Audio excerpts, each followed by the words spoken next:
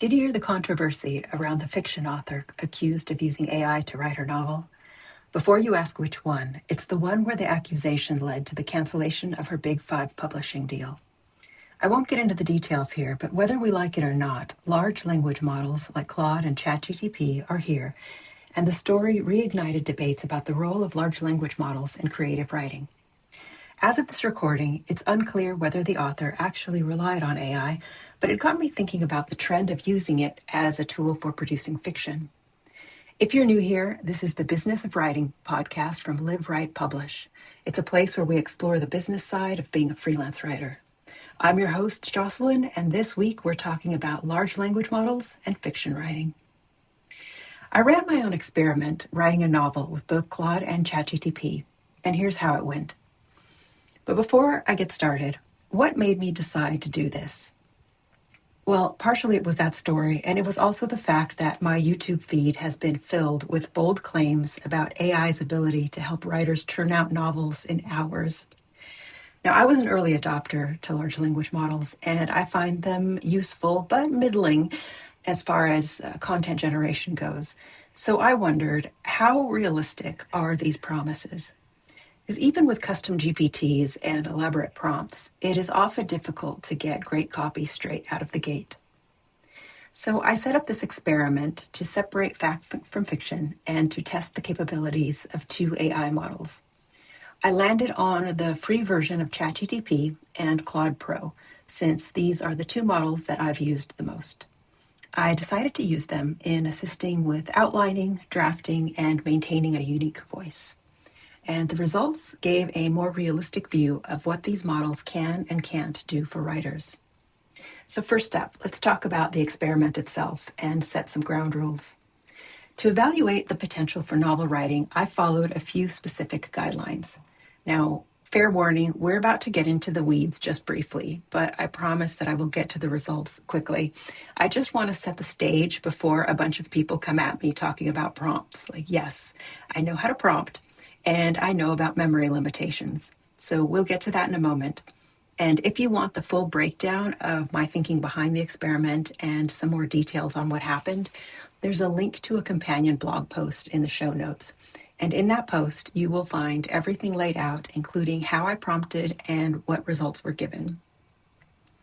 So I chose the ChatGPT free plan for reasons that I outlined in the blog post, but also because I see a lot of YouTube videos claiming that you can create novels using the free versions of these tools.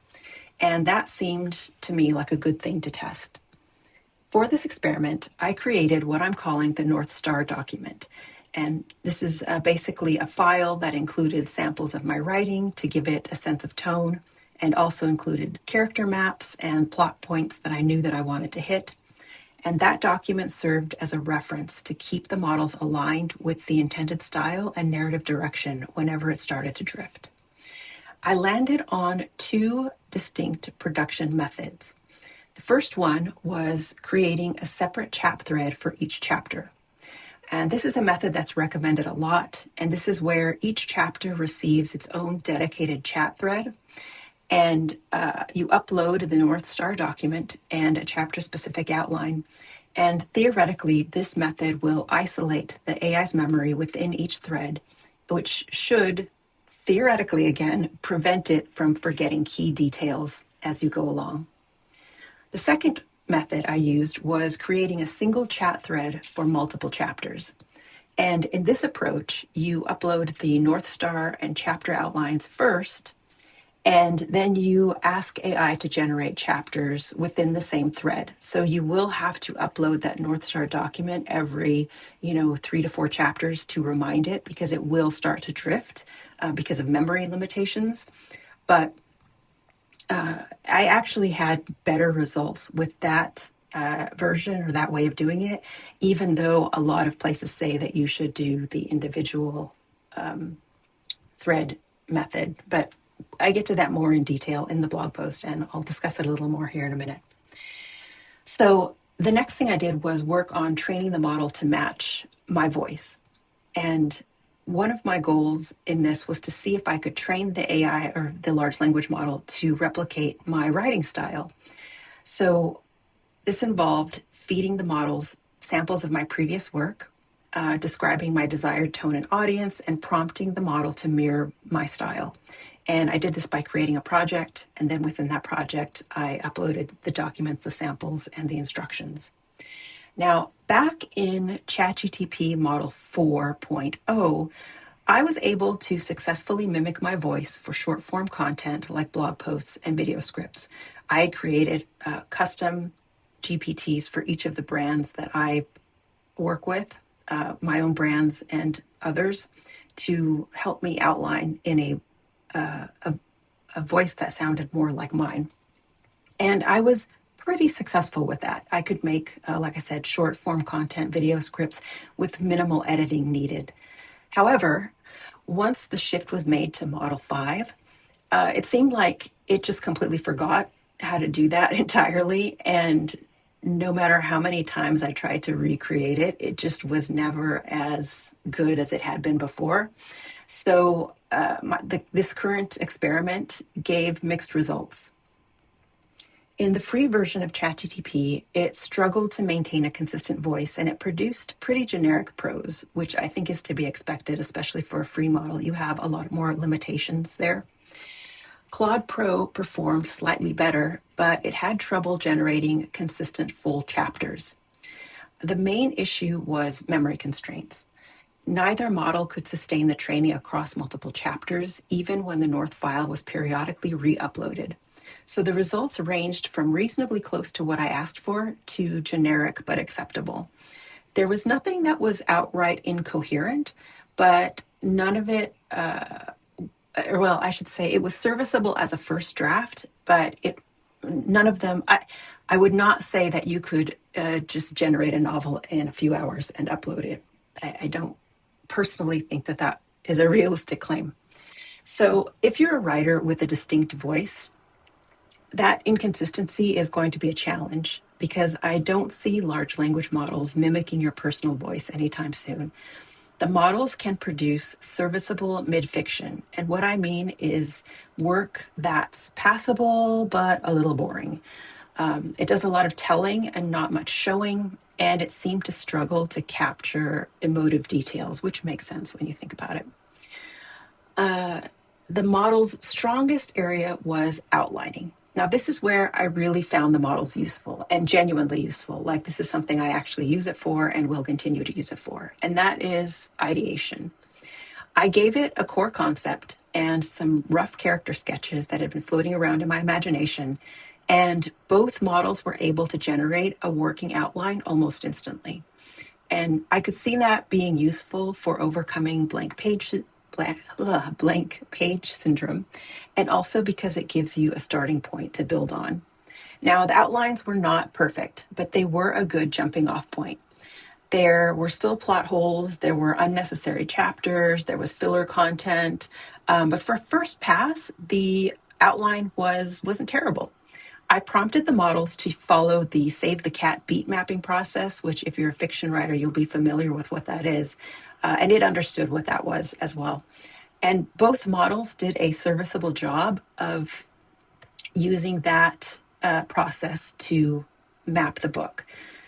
Now, like I said, though, there were some unnecessary chapters. There was a fair bit of filler. You know, it wasn't perfect, but it was an okay job.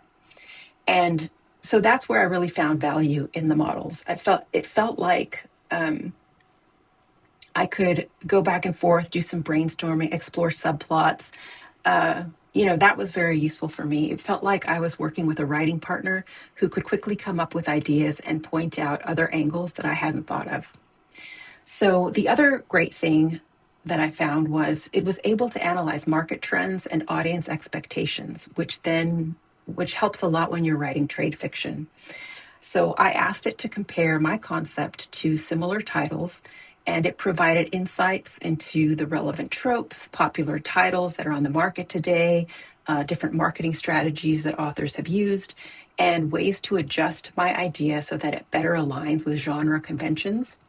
And that's not to make it, formulaic or boring, but just to more align with what actually sells in the market, which is important when you're trying to sell trade fiction.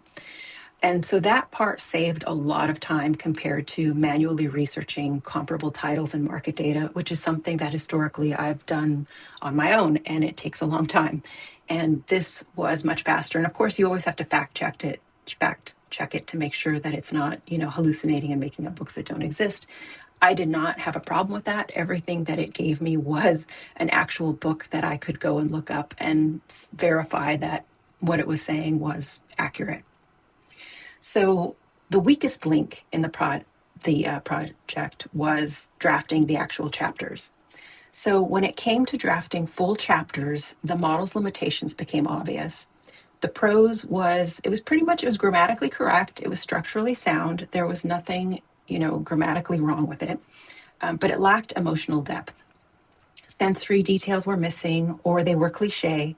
There weren't any of those unexpected little character quirks that make fiction engaging. The dialogue felt pretty robotic, the descriptions were generic, and the prose read like it was a before example in a creative writing textbook. It just didn't really have a spark. It didn't have that. It didn't necessarily make me want to keep reading. It had a real hard time showing rather than telling. Did a lot of telling. So continuity was another major issue, which I already addressed, but I'll just say that both models struggled to remember events from the previous chapters unless it was explicitly reminded. And so that meant I was still actively managing the plot. And that's fine. That's a good thing, I think, but it's not exactly a quick, hands-off process that sometimes people promise that it will be. So by the time that the inconsistencies were corrected and the sensory details were added, I had spent about as much time on a chapter as I would have if I had written it from scratch. So it didn't really save me time as far as drafting and editing goes.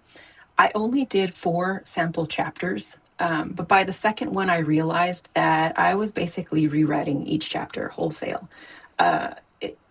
Even when there was, a pretty good foundation there, it to my reading was still very flat, not very much action, dialogue was boring.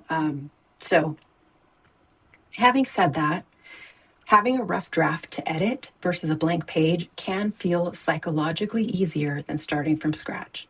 So if you're a writer who struggles with procrastination or creative blocks, which I certainly am and have been in the past, a large language model can generate a draft that is a useful starting point. It is sometimes easier to edit something that's already on the page than it is to just stare at a blank page. So in that respect, I actually really found that useful. Now, it was nowhere near as effortless as online tutorials claim that it is, but it was useful. I mean, it did keep me motivated to keep going and keep writing. So, what about the big picture? Can AI generated fiction sell? Now, this was one of the most important questions that I set out to answer, because I'm really curious. Can AI generated fiction actually sell? I see so many YouTube videos on my feed promoting AI novel writing, but there's no transparency around sales data or reader responses. At least there's none that I've seen. I haven't seen anyone talk about whether AI generated books build a loyal audience. I know I see a lot of people accusing authors of, being AI generated, but I think there's a difference between having sort of bland stories versus being AI generated. It's a fine line, but just because someone has maybe not the most exciting prose doesn't mean that they had a machine write it. So that's my 2 cents on that one. But I will say that AI produced audio novellas on YouTube have gained traction for their over the top plots and entertainment value. I think we've all seen those wild Jerry Springer style family drama fictions or the steamy historical romance stories on YouTube. They come up in my feed every now and then, and I'm sure other people have seen them as well. And they do get a lot of views. But my question is, do they build a long term audience? Anecdotal evidence from what I found online suggests that there are people who enjoy AI generated content for its novelty and entertainment value, but it's very unclear whether they will invest the time and money required to read a full length novel. An AI video on YouTube is free. It can be listened to while you're doing chores, while you're driving to work. It's something very passive, so it's easy to see why something like that would get a lot of views. But it takes a lot more energy to read a book. And it's hard to say whether people will invest in a low effort novel. And mainly because one of the key drivers of fiction is an emotional connection with the characters. And I am not convinced that you really get that from a machine generated novel. But I don't have any data to back that one up. So, this lack of concrete sales data makes it hard to gauge whether AI can actually produce marketable fiction. So, what are my final thoughts? Well, based on this experiment, I found that these large language models are best viewed as a writing partner rather than an author in themselves. It's a tool that can help you break through creative blocks. It can help you generate outlines. It'll help you brainstorm ideas. It can do market research, but it doesn't really produce emotionally resonant drafts. Now, the time that I saved outlining and drafting and doing that, sort of first initial pass was probably offset by the time that it required me to edit and refine the output. So, did I really save time? I don't know, maybe a few minutes, but not a significant chunk of time. But having said that, I will still continue to use it for brainstorming and for ideating and for, maybe doing a first pass if I'm feeling stuck. It does sometimes help to bounce ideas off of a model and to get feedback. If you have a writing partner that you write with, it's sort of that same idea. I personally like that you can just sort of bounce ideas off of your screen, so to speak, and come and go as you want. So I don't know. I found it helpful in that respect. So if you are a writer and you are considering large language models as a part of your creative process, I would just say to manage your expectations. It does provide a head start, but it doesn't replace the work of crafting a compelling story. And to make the most of these tools, you'll need to learn how to create effective prompts and manage your memory limitations. So, do I believe that the author who may or may not have used AI deserved to lose their Big Five publishing deal? To take it back to the original reason that I did this whole experiment. I don't know the details of that story. I haven't dug into it. And I don't know to what extent large language models may have been used. But I find it personally hard to believe that a book could be good enough for a major publisher to purchase if it was completely AI generated. It would have taken a lot of finessing to get that copy up to a professional level. That's my 10 cents anyway. That is just based on my experience on using LLMs.